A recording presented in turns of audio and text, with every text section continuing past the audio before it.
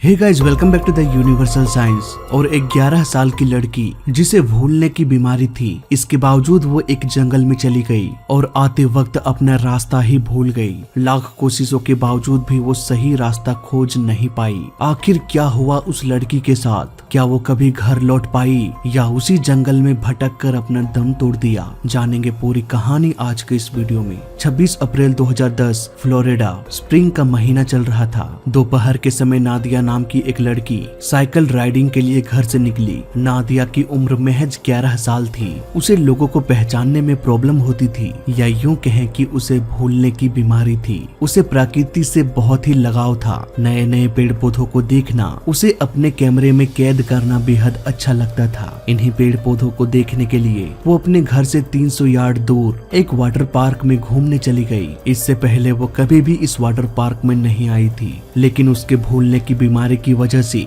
उसकी माँ कभी भी उसे अकेले नहीं जाने देती थी। कभी कभी तो वो अपने घर के रास्ते को भी भूल जाती थी, इसलिए हमेशा उसकी माँ उसके साथ रहा करती थी। लेकिन इस बार पता नहीं क्यों उसकी माँ उसके साथ नहीं गई। इसलिए नादिया बिना सोचे समझे उस वाटर पार्क में चली गई, जहाँ बहुत सारे एलिगेटर्स रहा करते थे। लेकिन शायद उस 11 साल की बच्ची को ये बात पता नहीं थी। वाटर पार्क पहुँचते ही वो वहाँ के सुंदर नजारों को देखने लगी। साथ ही अपने कैमरे में वो वहाँ के सुंदर नजारों को कैप्चर करने लगी। इससे पहले वो कभी भी इतने सुंदर दृश्य को नहीं देखी थी, इसलिए पिक्चर क्लिक करते करते वो वाटर पार्क के पीछे चली गई। आगे एक विशालकाय जंगल था। ये जंगल इतनी खतरनाक थी कि यहाँ पर इंसानों को जाने से प्रतिबंध लगा दिया गया था। साथ ही वहाँ पर एक बोर्ड भी लगा हुआ था, जिस पर साफ साफ लिखा हुआ था कि यहाँ पर बड़े बड़े एलिगेटर्स मिल सकता है, इसलिए कृपया जंगल के अंदर दाखिल ना हो। लेकिन नादिया फोटो खींचने में इतनी व्यस्त हो चुकी थी कि उसने बोर्ड की ओर ध्यान ही नहीं दिया। धीरे धीरे वो जंगल के अंदर दाखिल होती गई। रास्ते में उसे बड़े बड़े मकड़ी के जाले, कांटों भरी झाड़ियां मिल रही थी। नादिया को हर एक चीज एक जैसी लग रही थी। वो अपनी माँ से ये बोलकर गई थी कि वो 20 मिनट में वापस लौट आएगी, लेकिन उसके गए आधे घंटे से भी अधिक समय गुजर गया, पर वो लौट कर नहीं आई। अब नादिया की माँ घर पर परेशान होने लगी। अपने आसपास पड़ोसियों से पूछने लगी, पर किसी को भी नादिया के बारे में कुछ भी पता नहीं चला। नादिया की माँ उसे खोजते खोजते वाटर पार्क चली गई, जहाँ उसे नादिया की साइकिल मिली। अब उसे डर सताने लगी कि कहीं नादिया जंगल की ओर तो नहीं चली गई। अब उसकी माँ जोर जोर से आवाजें लगाने लगी। इतने देर में नादिया जंगल के काफी अंदर जा चुकी थी, इसलिए उसकी माँ की आवाज उसके कानों तक नहीं पहुँच पा रही थी। वो जितनी तेजी से जंगल की ओर दाखिल हो रही थी, उतनी ही तेजी से वो खतरों के नजदीक जा रही थी। उसे भूलने की बीमारी थी, इसलिए वो जिस रास्ते से आई थी उसे भी वो भूल चुकी थी।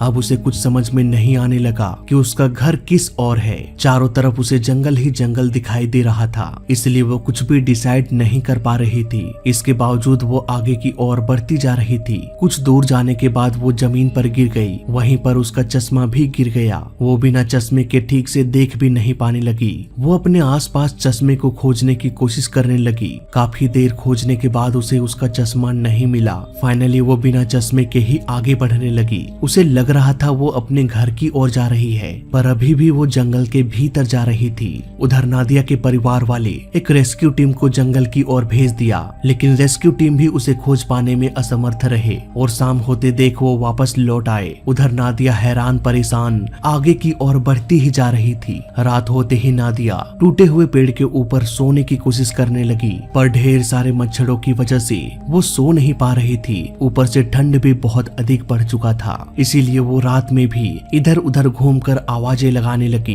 पर इसका कोई फायदा हुआ नहीं। किसी तरह से उसने एक रात गुजार लिया। सुबह होते ही रेस्क्यू टीम एक बार फिर से उसे खोजने के लिए निकल पड़ा। इस बार हेलीकॉप्टर से भी खोजा जा रहा था। उधर नादिया को रात भर मच्छरों ने काटा, जिस वजह से उसके पूरे बॉडी में खुजलाहट होने लगी। नादिया धीरे धीरे और आगे बढ़ने लगी, लेकिन इस बार वो जंगल से बाहर निकलने के लिए नहीं, बल्कि खाना और पानी की तलाश में आगे बढ़ रही थी। जंगल में आए हुए 24 घंटे से भी अधिक समय बीत चुका था, इसलिए उसे अब भूख और प्यास लगने लगी। चलते चलते उसने अपने जूतों को भी भुला दिया, इसलिए अब उसे खाली पैर ही चलना पड़ रहा था, जो बेहद ही मुश्किल काम था। कुछ दूर जाने के बाद उसे पानी का एक गड्ढा दिखाई दिया। वो मन ही मन सोचने लगी कि ये पानी जहरीला भी हो सकता है, क्या इसे पीना ठीक रहेगा? पर उसे इतनी अधिक प्यास लगी थी कि उसे किसी भी हाल में उसे पीने का मन कर रहा था। फाइनली पत्तों में जमा पानी को वो पीने लगी। तभी अचानक उसे एक हेलीकॉप्टर की आवाज सुनाई दिया। वो जोर जोर से आवाजें लगाने लगी, पर घने पत्तों के नीचे नादिया दिखाई नहीं दे रही थी, जिसकी वजह से हेलीकॉप्टर वाले उसे देख नहीं पाया। पर जो हेलीकॉप्टर रेस्क्यू के लिए आया हुआ था उसमें खास तरह का डिवाइस लगा हुआ था जो इंसानों के बॉडी टेम्परेचर को ट्रैक करके उसे खोजा जा सकता था। पर दिन के समय इतनी तेज धूप थी कि चलने वाली हवाएं भी नादिया के बॉडी टेम्परेचर के बराबर थी, इसलिए ये ट्रैकिंग डिवाइस हर जगह एक ही जैसा टेम्परेचर शो कर रहा था। उधर नादिया लगातार हेलीकॉप्टर को आवाजें लगा रही थी, पर उसकी आवाज उसी जंगल में दब कर रह जाती। धीरे धीरे हेलीकॉप्टर भी वहाँ से निकल गया। अब नादिया पूरी तरह से निराश हो गई। उसे समझ में नहीं आ रहा था कि आखिर वो घर जाए तो जाए कैसे। न तो उसके पास कोई फोन था और न ही उसे वापस लौटने वाला रास्ता पता था। इसी तरह से वो जंगल से थोड़ा बहुत फल खा लेती और किसी गड्ढे में जमा पानी को पी लेती। इसी तरह से करीब 3 दिन गुजर गया। अभी तक वो जंगल में ही फंसी हुई थी। नादिया करीब 3 दिनों से भूखी थी, साथ ही चश्मा खोने की वजह से उसे चीजें ठीक से दिखाई भी नहीं दे रही थी। तभी अचानक से उसे घर दिखाई दिया। वो बेहद खुश हो गई और धीरे धीरे दरवाजे की ओर बढ़ने लगी। घर के बाहर एक झूला लगा हुआ था जिसके ऊपर खाने पीने की कुछ चीजें पड़ी हुई थी, पर वो उन चीजों को नजरअंदाज करते हुए दरवाजे की ओर बढ़ने लगी। पहले तो उसने दरवाजे से झांक कर किसी को देखने की कोशिश करने लगी, पर उसे कोई भी दिखाई नहीं दिया। पर नादिया ने जैसे ही दरवाजा खटखटाना चाहा, उसे सामने पेड़ दिखाई दिया। दरअसल नादिया जिसे घर समझ रही थी वो उसका भ्रम था। वहाँ कोई भी घर नहीं था और जिसे वो दरवाजा समझकर खटखटाने वाली थी दरअसल वो एक पेड़ था। शायद नादिया भूख और प्यास की वजह से उसे डिहाइड्रेशन हो चुका था, इसीलिए उसे ऐसे ऐसे ख्वाब आ रहे थे। कभी ऐसा लगता था जैसे उसकी माँ उसके सामने खड़ी हो और उसे आवाजें लगा रही हो, पर जैसे ही वो वहाँ जाना चाहती वो गायब हो जाती। नादिया निराश होकर आगे बढ़ने लगती। इसी तरह चलते चलते रात हो गई। अब नादिया को काफी डर लगने लगा। वो मन ही मन सोचने लगी